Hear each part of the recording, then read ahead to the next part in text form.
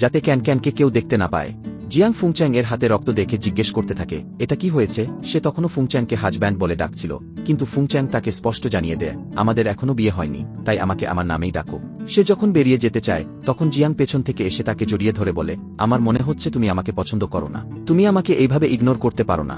এখানে ফুচেন তাকে স্পষ্ট করে বলে, যে মেয়ের সঙ্গে আমি রাতে ছিলাম তার গন্ধ আর তোমার গন্ধ একদমই আলাদা। তখন জিয়াং অজুহাত দিয়ে বলে, আমি আসলে আমার শাওয়ার জেলটা চেঞ্জ করেছি, তাই হয়তো তোমার এমন মনে হচ্ছে। তখন ফুচেন তাকে সাফ জানিয়ে দেয়, আমার অনুমতি ছাড়া তুমি আর কখনো আমার রুমে প্রবেশ করবে না। এরপরে আমরা দেখি জিয়াং যখন আবার ঘরে ফেরে, তখন ক্যান ক্যান তার সঙ্গে কথা বলতে শুরু করে। সে মজা করে বলে, তুমি কি তোমার বয়ফ্রেন্ডের সঙ্গে দেখা করে ফিরলে? জিয়াং একটু লজ্জা পেয়ে জিজ্ঞেস করে, তুমি জানলে কিভাবে? তখন ক্যান ক্যান বলে, নিজের ড্রেস একবার দেখো, তোমাকে দেখেই বোঝা যাচ্ছে তুমি ডেট থেকে ফিরছো।